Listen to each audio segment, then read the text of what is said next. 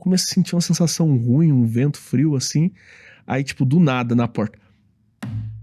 Eu falei, tá gravado isso, eu te mostro. Eu falo, não é possível, cara, sabe? Aí a gente lá continuou gravando, continuou conversando. Daqui a pouco, porta bateu, pau. Aí depois daquele dia, todo mundo que não acreditava ali do estúdio passou a acreditar. A galera paga pra ver, né? Quem sou eu pra ficar testando o sobrenatural? Aí eu vou te contar, semana passada os caras estavam com uma câmera térmica pesquisando o estúdio lá pra ver se via alguma coisa. E eu lá do lado deles, eu falei, meu, acho que eles fariam isso num filme de terror, cara. E você vê como que é, né? Quando você vê, você já tá no meio do filme de terror. O que rolou lá no seu estúdio? O que acontece? O prédio que nós estamos, é um prédio lá em Pinheiros, putz, foi um achado. Foi uma coisa assim que Deus enviou, a gente montou o estúdio lá e foram 3 anos maravilhosos lá. Só que é um prédio que ele tá numa esquina muito boa, muito perto da Faria Lima, da Rebouças, de avenidas boas. A especulação imobiliária tá gigantesca lá. E os donos do prédio são donos desse prédio, do outro prédio, do prédio dos fundos. Aí chegou uma incorporadora e falou, quero tudo. E venderam. E aí, desde o final do ano, as pessoas estão vazando de lá. Eu não vazei ainda porque eu não sei o que eu vou fazer, para onde eu vou. Mas hoje, das 30 salas que tem lá, tem 4 ocupadas. Ixi, então tá muito vazio. Tá prédio muito fantasma. vazio. E ele é um prédio de 4 andares. Entidades. E aí é um prédio que já foi residencial, que já foi comercial, que já foi uma única empresa, que virou um coworking, que hoje tinha um pouco de coworking e pouco de estúdios. E lá tinha dentista, tinha psicólogo, tinha estúdio de jornalismo, tinha correspondente internacional, cara que mexia com leilão. Tinha eu e mais 2 produtoras / estúdio de internet. O outro era gospel ainda. O outro era gospel. E tinha um político. Tinha um gospel, um político e eu lá falando de terror lá. Tinha 3 estúdios lá de internet, assim. E a galera era um pouco de tudo. E agora tem, sei lá, tem uma mulher que é esteticista no primeiro andar lá. Tem ela e mais uma lá que é psicóloga, eu acho. Aí tem um cara no segundo que mexe com... tipo uma holding, assim, uma imobiliária. Mexe mais com financiamento, sabe? E no último andar tem só eu lá, né? Só onde tá o nosso estúdio lá. E aí que foi ficando vazio, foi ficando esquisito. Quando a gente mudou pra lá, o pessoal já tinha contado umas histórias meio malucas, né? Quando a gente conta, pô, tem um canal no YouTube. Do que você fala? História sobrenatural.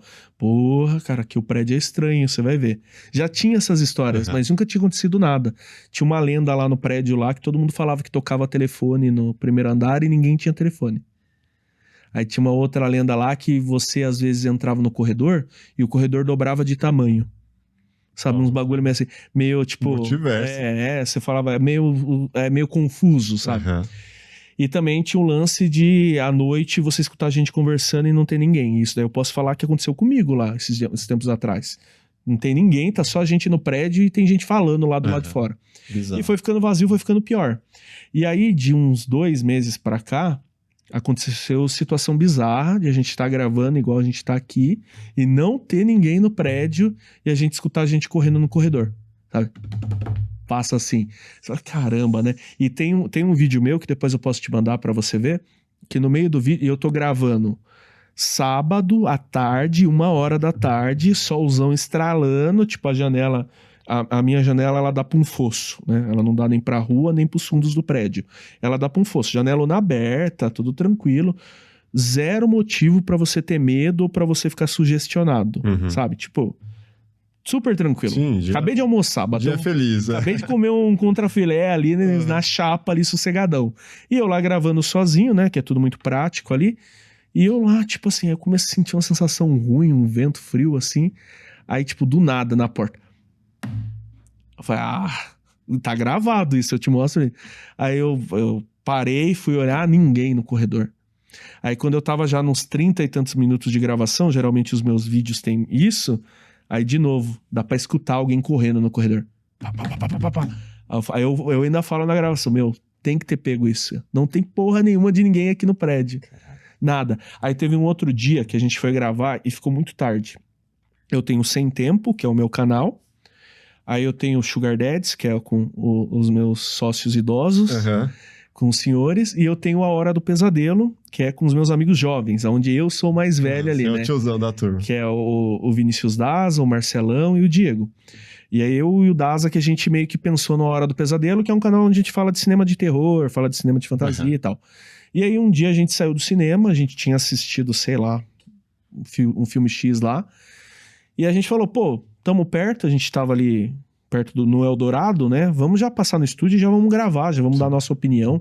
Acho que a gente tinha assistido aquele filme que é baseado em game, que o cara fica morrendo e voltando, morrendo e voltando.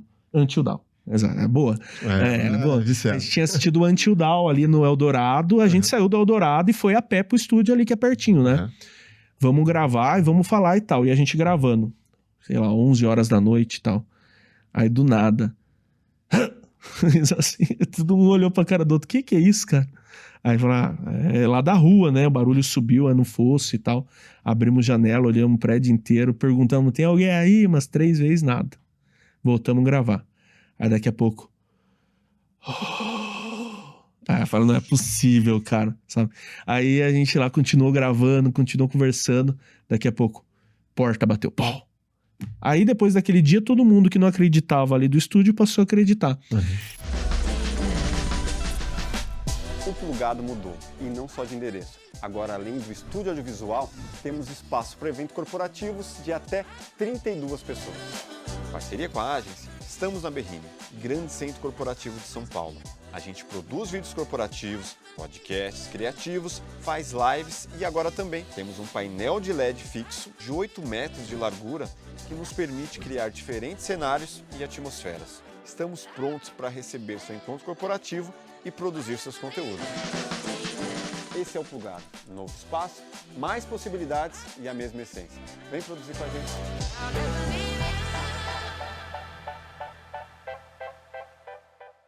Eu era uma criança que foi educada num colégio católico.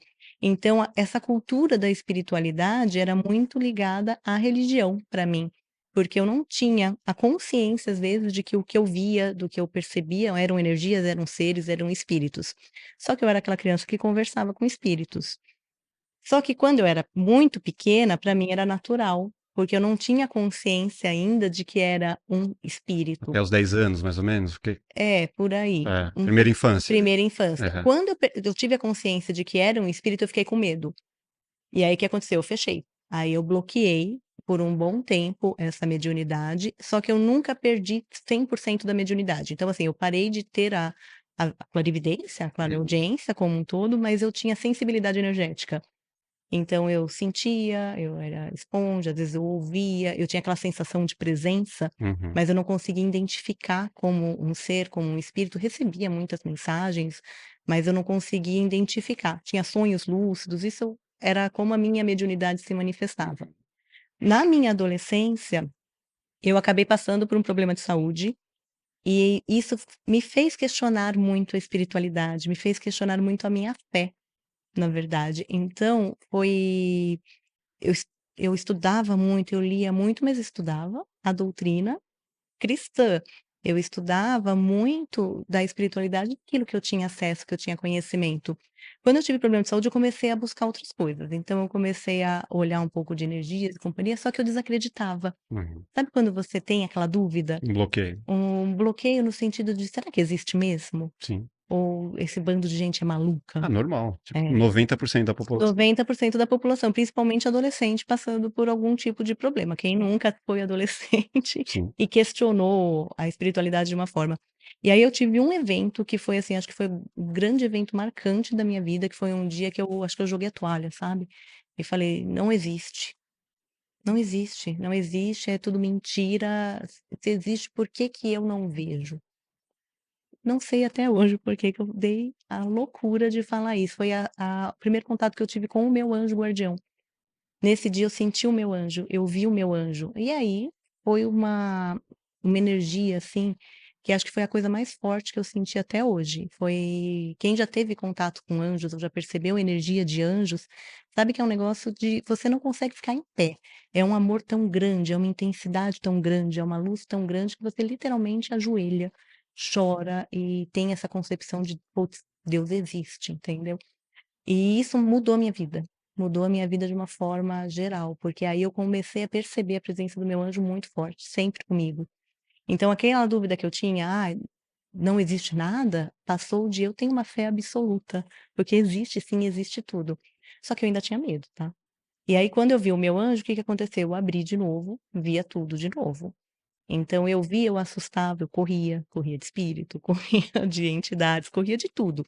Tinha medo realmente. Bloqueei de novo, conseguia perceber ainda a energia, conseguia perceber ainda anjos e companhia, fazia meu ritual, só que eu permaneci bloqueado durante muito tempo. Quando eu já tinha 20 anos, já estava trabalhando, já estava formada, trabalhava como advogada, na verdade, já.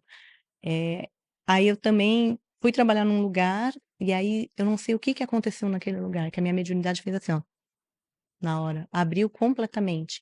Então eu ia trabalhar e eu via espírito, seres, o tempo inteiro. Era um negócio enlouquecedor, assim. Espíritos maus, Bons, espíritos ruins. Porque quando você tem uma mediunidade de clarividência, você consegue ver o submundo, né? Eu falo que vê o invisível, Aham. você vê tudo. Você não consegue filtrar. Eu quero só ver os bonzinhos, principalmente quando você está aprendendo. Você vê absolutamente tudo. Tudo é portal energético, são seres negativos, são demônios, são anjos, são mentores, são protetores, são pessoas que desencarnaram e não sabem que desencarnaram, são pessoas que acabaram de sofrer acidente, estão ali como espíritos. É horrível. Imagina um filme de terror. É viver num filme de terror. Para mim, pelo menos, a sensação que eu tinha era isso. Por exemplo, teve um libanês que ele começou a falar que ele tinha tido uma vida. Ele falou assim, ele chamava Imad. E ele começou a dar um nome. Eu nasci, eu tinha tal lugar, minha casa tinha 3 andares, eu tinha um cachorro tal. Começou a falar toda a vida dele. E aí, quando pegaram para analisar, foram até a cidade vizinha, que era onde ele falava, e encontraram. Só que esse caso já fazia umas 2 décadas, já fazia um pouco mais de tempo, acho que até mais. E aí, mas encontraram a casa que ele falou, ele até citou detalhes específicos do que ele vivia, dos objetos que ele tinha. Caramba. E foram encontrando exatamente tudo que estava ali.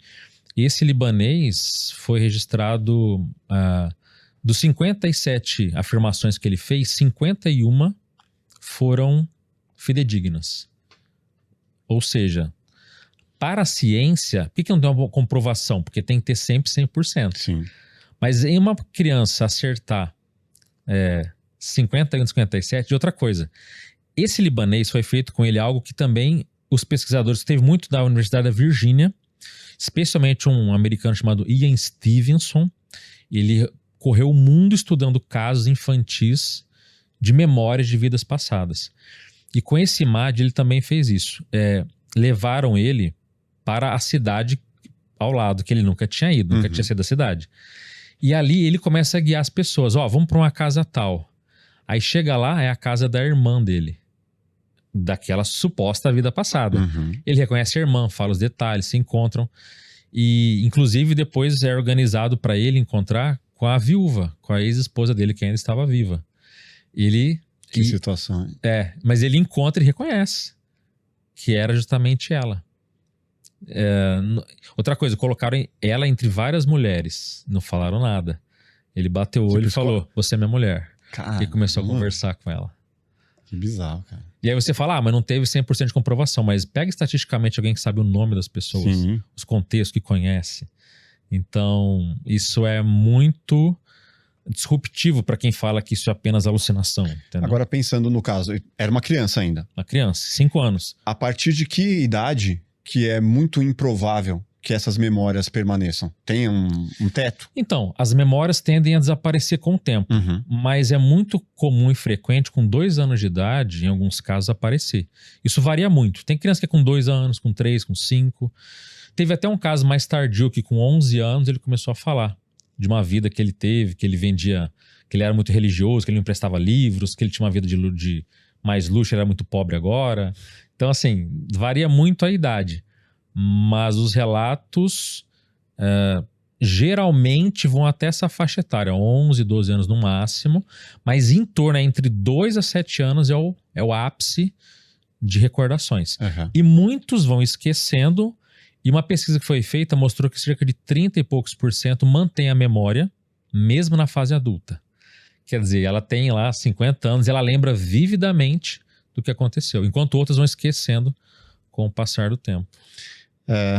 Porque eu fico pensando assim, adulto é muito maior a probabilidade de, sei lá, uma esquizofrenia, qualquer coisa do tipo, Sim. inventar histórias. Sim. Criança mais improvável, né? Então por isso que queria entender assim, até que idade. Passou dos 20, esquece, não tem como lembrar mais. Não tem essa regra. Não, a memória, qualquer indivíduo pode, vamos dizer assim, destravar uma memória desse tipo. Qualquer pessoa.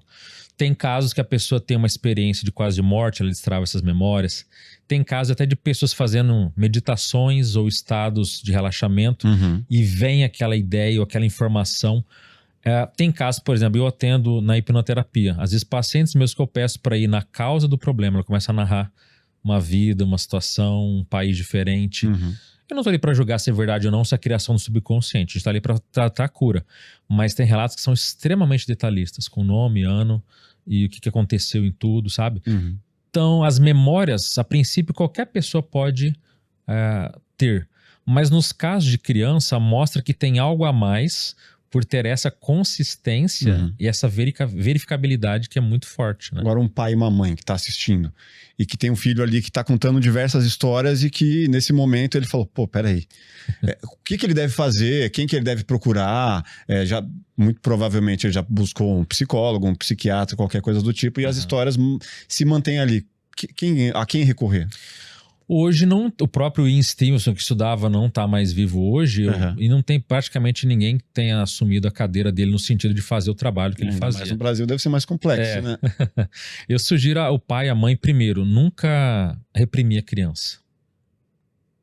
Você foi? Quem que você era? Estimula, pergunta. Deixa a criança falar. Porque se você começar a falar, para de falar essas coisas, que você está inventando. Menino doidinho. Olá, eu te levar no hospital lá, vou te deixar lá, hein? Vou te colocar na camisa de força. E aí a criança vai reprimindo, ela vai se sentindo que ela não é bem-vinda em falar o que ela diz. Sim. Então, para todo pai, o indicado, eu sugiro procurar alguém que tenha pelo menos um viés que aceite algo nesse sentido. Um médico que tem algum estudo paralelo, né, de anomalias. Mas eu tenho receios porque... Doutor Alexander que veio aqui, ele... Alexander Moreira, que é um grande também pesquisador dessa área, alguém nesse sentido, é ótimo. Né? Eu trabalho com a parte terapêutica, mas crianças não funcionam nessa parte ainda de hipnoterapia clínica, mas procura alguém que tenha abertura, porque tem muito médico hoje que ele fala aí, ele não considera a possibilidade daquilo ser um fato real. Não há uma investigação séria. Então, taca remédio na criança. Taca remédio. E isso pode fazer muito mal para a parte cerebral. Alguns remédios são irreversíveis. E na nossa cultura, falta ainda essa abertura. Bom, se você gostou desse corte, com certeza vai gostar do episódio completo. Vá na descrição, pegue o link, se inscreva no nosso canal, deixe seu like e até o próximo Plugado Podcast. Grande abraço. Valeu.